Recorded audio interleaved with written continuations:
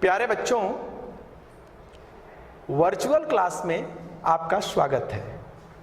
कक्षा 9 में सामाजिक विज्ञान में 4 पुस्तकें हैं, जिनमें से एक है लोकतांत्रिक राजनीति या डेमोक्रेटिक पॉलिटिक्स। इस पुस्तक का जो पहला पाठ है उसका नाम है लोकतंत्र क्या, लोकतंत्र क्यों। इस पाठ को हम लोग 2 भागों में पढ़ रहे हैं। पिछले वीडियो में हमने भाग 1 की चर्चा की थी। आज के वीडियो में हम लोग इसके दूसरे भाग अर्थात भाग 2 के बारे में पढ़ेंगे। जैसा कि आप जान रहे हैं, मेरा नाम है प्रहलाद कुमार और मैं नेहरू इंटर कॉलेज सिमरी सुकरौली कुशीनगर में सामाजिक विज्ञान का शिक्षक हूं। तो बच्चों, भाग 2 या पार्ट 2 हम शुरू करते हैं।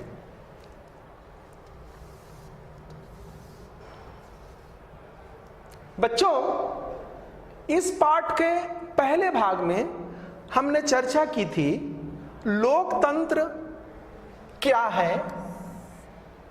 दूसरा बिंदु चर्चा का था लोकतंत्र के पहचान के तरीके क्या हैं। तीसरा बिंदु था लोकतंत्र की परिभाषा या डिफिनीशन ऑफ डेमोक्रेसी। चौथा बिंदु था लोकतंत्र की विशेषताएं और 5वें बिंदु में परिभाषाओं का सारांश हमने सीखा था। आज हम लोग इस पाठ के दूसरे भाग की चर्चा करेंगे। बच्चों,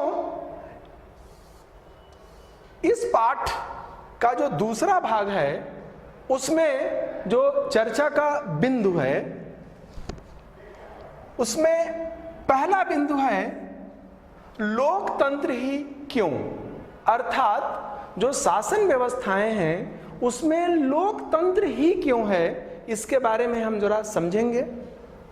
दूसरे बिंदु में हम लोकतंत्र के गुण अर्थात लोकतंत्र के पक्ष में चर्चा करेंगे कि लोकतंत्र के पक्ष में कौन कौन तर्क हम दे सकते हैं, अर्थात लोकतंत्र के गुण क्या हैं। उसके आगे अगले बिंदु में हम लोग आज चर्चा करेंगे लोकतंत्र के दोष अर्थात लोकतंत्र के विरुद्ध कौन कौन से तर्क गढ़े जाते हैं। बच्चों, इसके बारे में भी हम लोग चर्चा करेंगे आज की कक्षा में। भाग 1 में बच्चों हम लोगों ने एक बहुत सरल परिभाषा लोकतंत्र की दी थी और एक सरल अर्थ समझा था, लेकिन पाठ के उत्तरार्ध में हम ये देखेंगे कि लोकतंत्र का बृहद अर्थ क्या है। बड़े स्तर पे, बड़े पैमाने पे लोकतंत्र को हम किस अर्थ में समझ सकते हैं, इस पे भी हम चर्चा करेंगे। और पाठ के समाप्त अंत में बच्चों हम अभ्यास के प्रश्न भी आपसे शेयर करेंगे, आपसे साझा करेंगे और इन प्रश्नों के द्वारा आप समझने की कोशिश करिएगा। जब इसका उत्तर ढूंढिएगा आप कि पूरे पाठ में आप क्या सीख पाए, क्या समझ पाए और क्या आत्मसात कर पाए। और ये जो अभ्यास का प्रश्न होगा वह भाग 1 और भाग 2 अर्थात पूरे पाठ पर ये अभ्यास के प्रश्न को मैंने डिजाइन किया है, जिसकी चर्चा हम सबसे अंत में करेंगे। बच्चों, आज भाग 2 का पाठ हम शुरू करते हैं।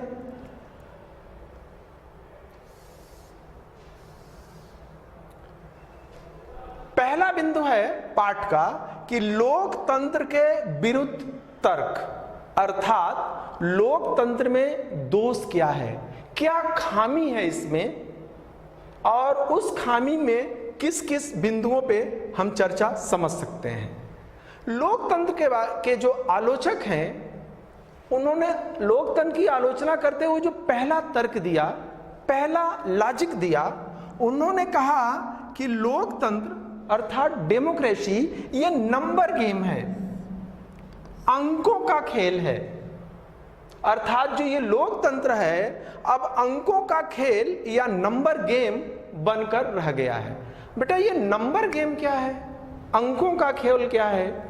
तो लोकतंत्र में चुनाव के बाद अंकों का खेल शुरू होता है, अर्थात आधे से अधिक सीटें जिस पार्टी या जिस गठबंधन के साथ होती हैं वह आदमी, उस पार्टी का जो मुखिया है, उस पार्टी का जो नेता है, वह कुर्सी पे पहुंचता है। और पूरे 5 साल तक ये जो अंकों का गणित है, अंकों का खेल है, जो नंबर गेम है, उसी के चक्कर में हो रहा था कि किसी तरह हमारा नंबर गेम, जिसे जादुई संख्या भी, मैजिक गेम भी कहा जाता है, मैजिक नंबर भी हम कह लेते हैं, कि वह मैजिक नंबर या वह अंक हमारे पक्ष में रहे ताकि हमारी कुर्सी सुरक्षित रहे। कभी कभी आप मीडिया में देखते होंगे, समाचार पत्रों में देखते होंगे, टेलीविजन में देखते होंगे कि सरकार अपनी कुर्सी बचाने के लिए किस हद तक चली जाती है, अर्थात निश्चित संख्या के विधायक और निश्चित संख्या के माननीय सांसद उनके पक्ष में रहें, इसके लिए क्या क्या नहीं होता है, ये सब आप सोशल मीडिया में अक्सर देखते हैं। लिहाजा लोकतंत्र के विपक्ष में पहला तर्क, पहला तथ्य आलोचक यही बताते हैं कि लोकतंत्र अंकों का खेल है, नंबर गेम है। दूसरा जो तर्क है लोकतंत्र के विरुद्ध वह है कि लोकतंत्र सत्ता का खेल है। लगभग पहले वाले तर्क से यह तर्क जुड़ा हुआ है, सत्ता का खेल है कि लोकतंत्र में किसी भी तरह एन केन प्रकरणेन कुर्सी हमको मिल जाए, सत्ता हमको मिल जाए, इसके लिए हम कभी कभी नैतिकता की जो लक्ष्मण रेखा है बच्चों, उसको भी पार कर लेते हैं सत्ता पाने वाले लोग। ये बुराई बताई जाती है लोकतंत्र के बारे में कि लोकतंत्र सत्ता का खेल है, और इस सत्ता के खेल में जो नैतिकता है ये कहीं दिखती नहीं है, नदारत हो जाती है, कहीं दृष्टिगोचर नहीं होती है, और ये एक बहुत खराब तर्क है लोकतंत्र के विरुद्ध। जो तीसरा तर्क दिया जाता है लोकतंत्र के खिलाफ कि लंबी बहस एवं चर्चा अर्थात फैसले में देरी। लोकतंत्र में कोई पॉलिसी जब बनती है सरकार की, कोई नीतियां बनाई जाती हैं, कोई कानून बनाया जाता है, तो बच्चों वह लंबे विमर्श, लंबी चर्चा, और कभी कभी ये चर्चा बड़ी मैराथन चर्चा होती है, और इस चर्चा के बाद सरकार किसी निष्कर्ष या किसी फैसले पर पहुंचती है।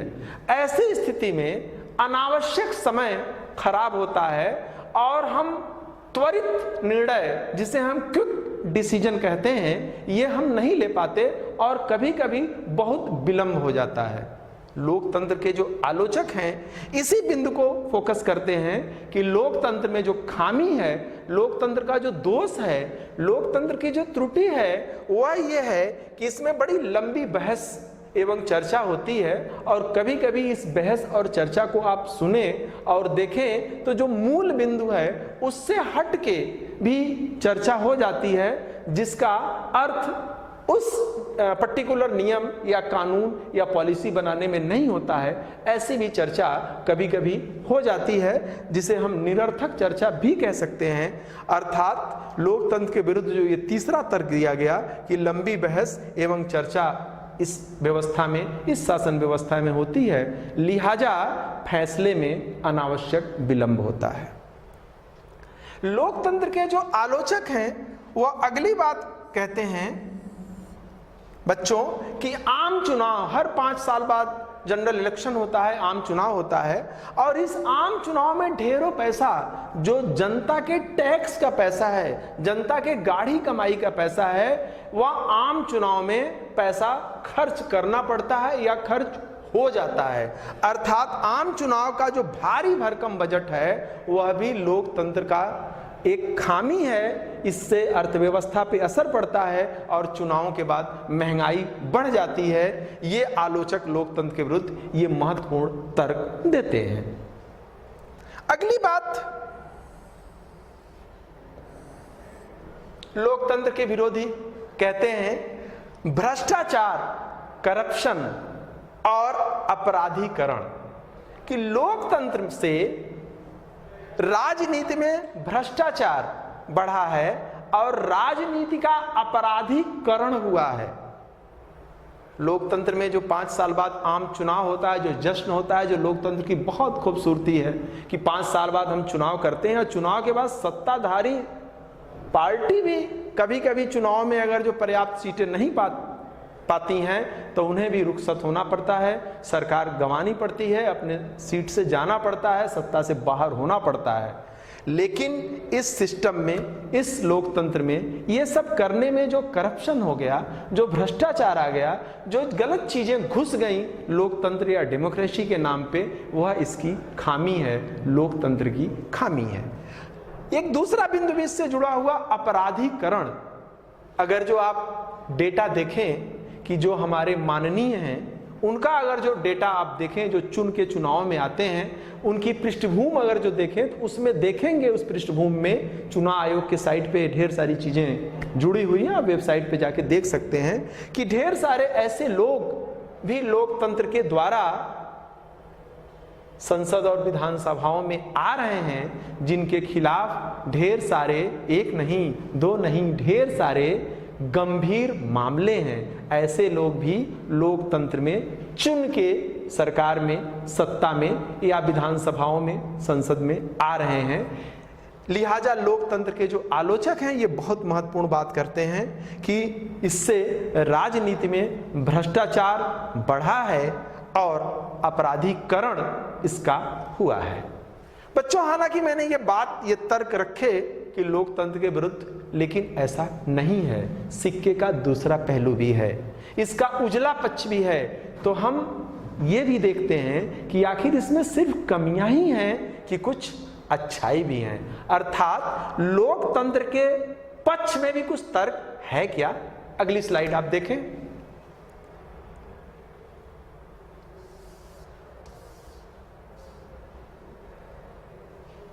लोकतंत्र के पक्ष में तर्क, यहां हमने 6 बिंदु रखे हैं।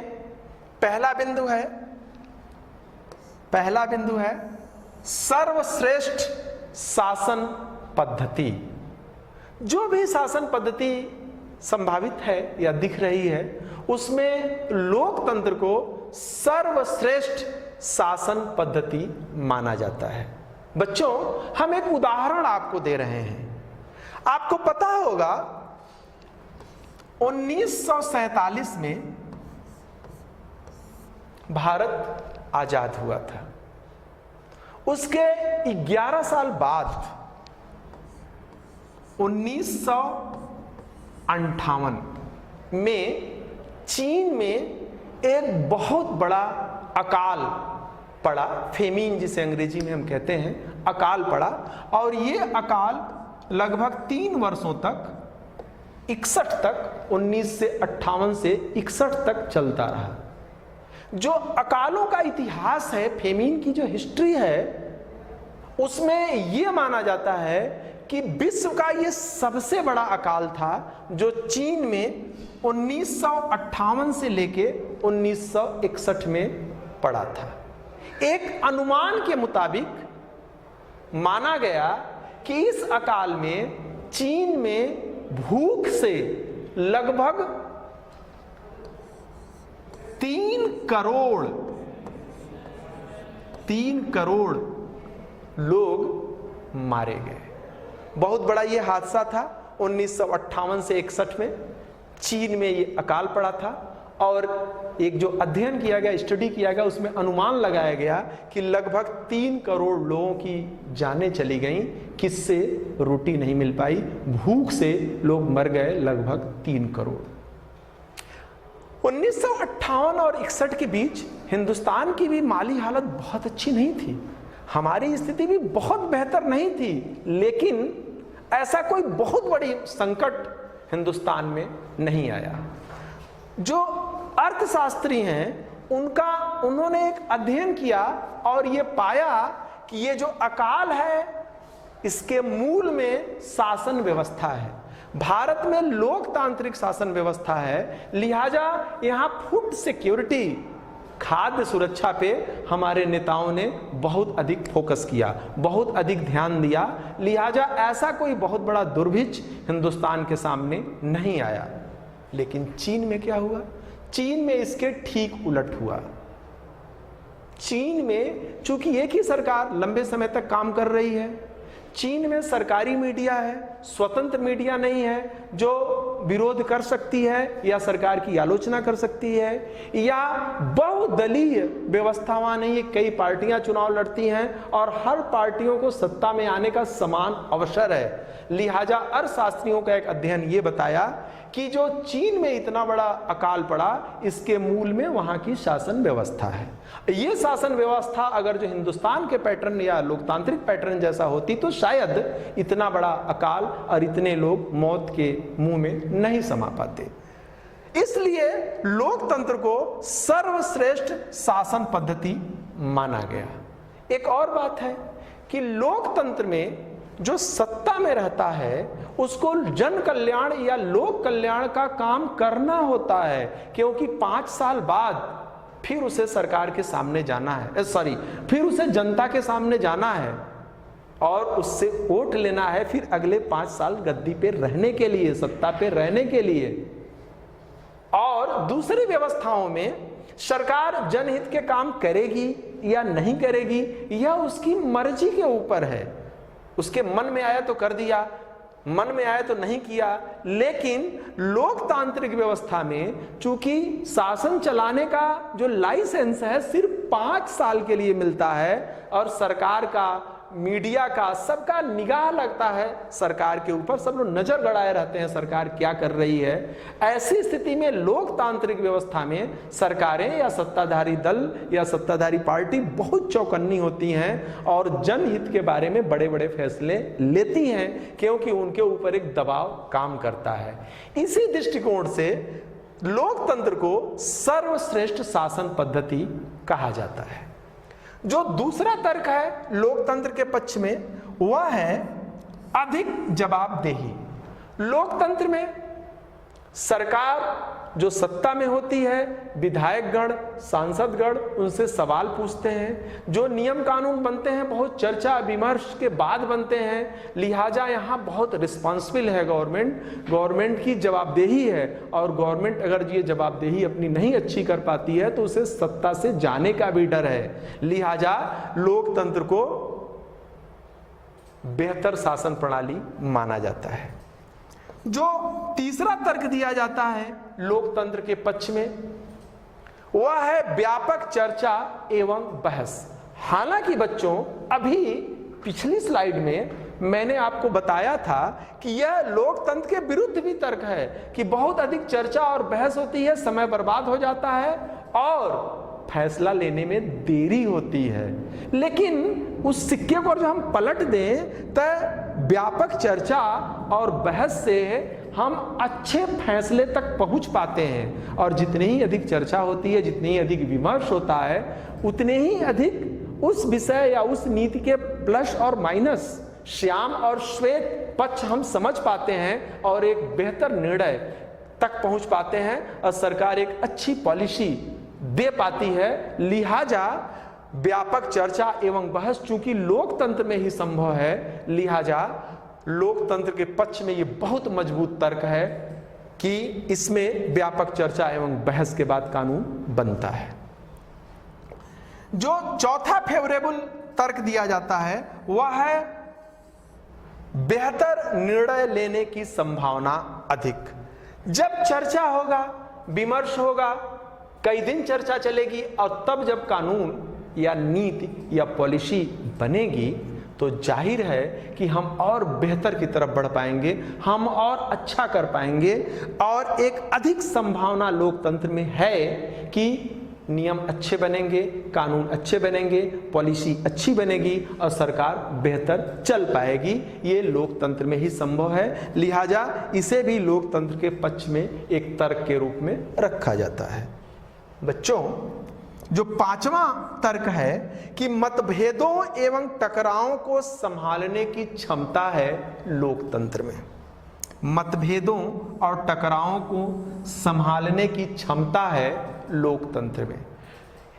जो बड़े बड़े देश हैं, जैसे हिंदुस्तान है, भारत अपना है, बहुत बड़ा लोकतांत्रिक देश है। विभिन्न मत मतांतर के लोग, विभिन्न धर्म के लोग, विभिन्न जाति के लोग, विभिन्न संप्रदाय के लोग, विभिन्न चीजों को मानने वाले लोग हिंदुस्तान में रहते हैं। सबका अपना अपना सोच है, अपनी अपनी लॉजिक है, सबका अपना अपना तर्क है। अब ऐसी स्थिति जहां हो, जहां एक बिंदु पर ढेर सारे भेद हों, ढेर सारे मतभेद हों, ढेर सारे टकराव हों, ऐसे स्थिति में लोकतंत्र सबको मौका देता है अपनी बात कहने का, अपनी बात रखने का। और ऐसा इसमें नहीं है कि जो अधिक शक्तिशाली है वह कम शक्तिशाली से अपनी बात मनवा ले। लोकतंत्र में सबको बोलने की आज़ादी है, सबको अपनी बात रखने की आज़ादी है, और जो बेहतर हो पाता है वह निर्णय आता है। लिहाजा लोकतंत्र ही ऐसी शासन व्यवस्था है जिसमें विभिन्न समुदायों के जो मतभेद हैं, विभिन्न लोगों के बीच जो टकराव हैं, उसको हम संभाल सकते हैं और देश को एक बना सकते हैं। देश की एकता और अखंडता को हम सुरक्षित रख पाते हैं। लिहाजा ये बहुत महत्वपूर्ण तर्क है लोकतंत्र के पक्ष में कि मतभेदों एवं टकरावों को संभालने की क्षमता है लोकतंत्र में। जो छठा बिंदु है बच्चों, वह है नागरिक अधिकारों का आदर। किसी भी लोकतांत्रिक देश में जो सिविल राइट है, नागरिक अधिकार हैं, उनको सरकार छूने से बहुत डरती है। उनको निलंबित करने से, उन्हें रोकने से, उन्हें सस्पेंड करने से घबराती है, क्योंकि ऐसी स्थिति में सरकार के खिलाफ माहौल बन सकता है। और इतना ही नहीं, जो हमारे सिविल राइट्स हैं, जो हमारे नागरिक अधिकार हैं, उसका जो गार्जियन है वह सुप्रीम कोर्ट है। उसके डंडे से सरकार डरती है कि कहीं अगर जो सिविल राइट के साथ हम छेड़छाड़ करेंगे तो सुप्रीम कोर्ट भी हमारे खिलाफ फैसले दे सकता है। और ये लोकतंत्र में ही संभव है कि लोकतंत्र में जो सत्ताधारी लोग हैं, जो देश के नेता हैं, जो पावर में हैं, जो सत्ता में हैं, वह जनता के अधिकारों का आदर करते हैं, मान करते हैं, सम्मान करते हैं, और ऐसी परिस्थिति पैदा करते हैं कि जनता अपने मूलभूत अधिकारों का एंजॉय कर सके, उसका आनंद ले सके और उसको देख सके कि वह लागू हो पा रहा है। बच्चों, आगे बढ़ते हैं हम। जैसा मैंने पहले बताया कि लोकतंत्र के पक्ष और विपक्ष में तर्क देने के बाद कि लोकतंत्र का एक बृहत्तर अर्थ भी हम लोग समझा जाए। जो भाग एक था इस वीडियो का, उसमें हम लोगों ने चर्चा की शुरुआत लोकतंत्र के एक सीधे और सरल अर्थ से किया था। पहले भाग में हम लोगों ने लोकतंत्र की एक परिभाषा गढ़ी है, जिसके आलोक में लोकतंत्र की एक सामान्य समझ हम विकसित कर पाए। लेकिन इससे हमें लोकतंत्र और एक अच्छे या आदर्श लोकतंत्र के बीच अंतर समझने की दृष्टि नहीं मिल पाई। इसके लिए यह जरूरी है कि हम लोकतंत्र का बृहत्तर अर्थ, बड़े अर्थों में इसका क्या अर्थ है, उसको हम समझ पाएं। कोशिश करते हैं इसका समझने की। वस्तुतः लोकतंत्र का बुनियादी उद्देश्य क्या उद्देश्य है लोकतंत्र का? वस्तुतः लोकतंत्र का बुनियादी उद्देश्य इस तथ्य में निहित है कि सभी फैसलों में सबकी स्वीकृति हो। सभी फैसलों में सबकी स्वीकृति हो, अर्थात किसी फैसले तक पहुंचने में समाज के सर्वाधिक कमजोर एवं सर्वाधिक शक्तिशाली, कमजोर और सर्वाधिक शक्तिशाली दोनों के विचारों का समान महत्व हो, दोनों के विचारों का समान महत्व हो। साथ ही किसी निर्णय तक पहुंचने में सभी से विमर्श हो। यह लोकतंत्र का बृहत्तर अर्थ है कि सबकी भागीदारी हो, सबकी साझेदारी हो, सबका विमर्श हो, सबका राय हो और सभी पक्षों को हम सुन के किसी फैसले पर पहुंच पाएं। किंतु लेकिन ये जो पैरामीटर्स हमने बना दिया, इस पैरामीटर्स में जरा कसे हम किंतु यदि इस कसौटी पर सरकारों का मूल्यांकन करें तो पाएंगे कि विश्व में कहीं भी लोकतंत्र नहीं है। फिर भी लोकतंत्र के संदर्भ में कोई राय बनाने के पूर्व इसके व्यवहारिक पक्ष को भी रखना होगा, समझना होगा कि वाकई लोकतंत्र का व्यवहारिक पक्ष क्या है। क्योंकि इतने बड़े देश में जहां आबादी सैकड़ों करोड़ में है, अरबों में आबादी है, ऐसे में अगर जो लोकतंत्र है तो किसी एक प्लेटफॉर्म पे सबको लाके सबका से विमर्श करा के सबकी राय लेके सबकी बात सुन पाना व्यवहारिक रूप से संभव नहीं है। ये लक्ष्मण रेखा है लोकतंत्र की, जिसे बच्चों हमें समझना होगा। एक आदर्श लोकतंत्र में निर्णय लेने की प्रक्रिया लोकतांत्रिक होनी चाहिए और इसकी सफलता सभी नागरिकों की सक्रियता पर ही निर्भर करती है। ये महत्वपूर्ण बिंदु है। अब बच्चों थोड़ा हम और आगे बढ़ते हैं और देखते हैं कि ये जो पूरा पाठ था, इस पाठ की समरी क्या है, इस पाठ का सारांश क्या है। लोकतंत्र वाला पाठ, निसंदेह लोकतंत्र सभी समस्याओं को खत्म करने वाली जादू की छड़ी नहीं है। कभी कभी हम मान लेते हैं कि ये जो लोकतंत्र आ गया तो हमारी जितनी प्रॉब्लम्स हैं, जितनी समस्याएं हैं, छड़ी घुमाया समस्याएं छूमंतर। ऐसा कुछ भी नहीं है। जैसा आप क्लियर देख पा रहे हैं कि निसंदेह लोकतंत्र सभी समस्याओं को खत्म करने वाली जादू की छड़ी नहीं है, फिर भी दूसरी व्यवस्थाओं से अधिक बेहतर है। ऐसा नहीं है कि ये जादू की छड़ी है और ये छड़ी घुमाते ही सारी समस्याएं, सारी कठिनाइयां, सारी मुश्किलें खत्म हो जाएंगी। ऐसा नहीं है। लेकिन जो भी व्यवस्थाएं, शासन व्यवस्थाएं विश्व में हैं, उसमें ये अधिक बेहतर है लोकतांत्रिक व्यवस्था। अब क्या खास बातें हैं उस पर जरा मैं फोकस कर रहा हूं। पहली बात है क्यों बेहतर है, औरों से ये बेहतर क्यों है। लोकतंत्र प्रभावी एवं जनहित के फैसले का अवसर देती है। लोकतंत्र प्रभावी एवं जनहित के फैसले का अवसर देती है। दूसरा, जनता की इच्छा का आदर करती है, जो बहुत जरूरी है लोकतंत्र में। तीसरी बात है, लोगों के बहुसांस्कृतिक पहचान को एकता के सूत्र में बांध देती है या पिरो देती है।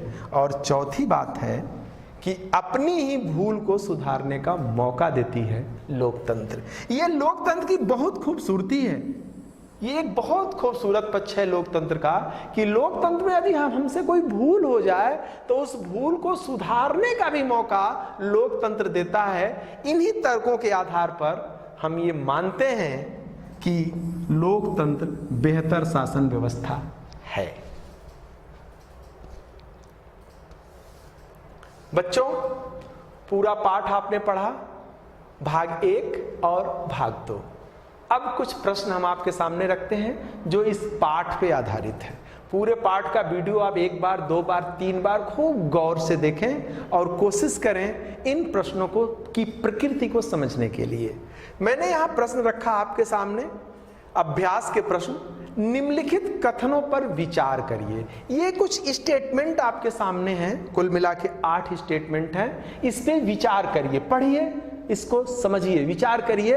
और ये जो स्टेटमेंट जितने दिए गए हैं, ये कुछ स्टेटमेंट सही हैं और कुछ स्टेटमेंट गलत हैं। सही अर्थात ट्रू, गलत मतलब फॉल्स।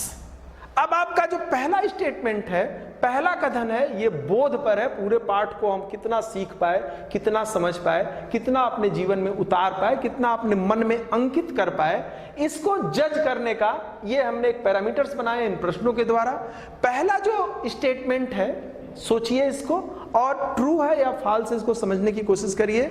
लोकतंत्र शासन का ऐसा रूप है जिसमें आम जनता अपने शासकों का चुनाव करती है। ये पहला स्टेटमेंट है। ये ट्रू है या फॉल्स है, ये आप जज करिए। पूरे पाठ को ध्यान से पढ़िए, बिल्कुल उत्तर आपको मिलेगा। दूसरा, लोकतंत्र में सभी बड़े फैसले चुनी गई सरकार करती है। तीसरा, लोकतंत्र में निर्वाचन आयोग की निगरानी में चुनाव होते हैं। चौथा, लोकतंत्र में साधारण से साधारण व्यक्ति भी चुनाव लड़ सकता है। पांचवा, लोकतंत्र में सभी के मत का मूल्य अलग अलग होता है। ध्यान से इसको, प्रश्नों को ध्यान से समझिएगा। छठा है, लोकतंत्र में नागरिक अधिकारों की अवहेलना होती है। सातवां है, आम जनता चुनाव में सरकार को बदल नहीं सकती है। और आठवां स्टेटमेंट है, आठवां कथन है कि लोकतंत्र में सरकारें अगले चुनाव में अपनी विजय के प्रति आश्वस्त होती हैं। ये स्टेटमेंट देखिए और स्टेटमेंट को पूरे पार्ट से मैच करा के देखिए, स्टेटमेंट सही है या गलत है। और बच्चों, इस स्टेटमेंट को, इस कथन को अपनी उत्तर पुस्तिका में लिख लीजिए। बच्चों, मुझे लगता है कि ये जो पहला पाठ है कक्षा 9 में नागरिक शास्त्र का, लोकतंत्र, इसे हम बेहतर आपको बता पाए और मुझे उम्मीद है कि आप इसे बेहतर समझ पाए। आपका बहुत बहुत धन्यवाद।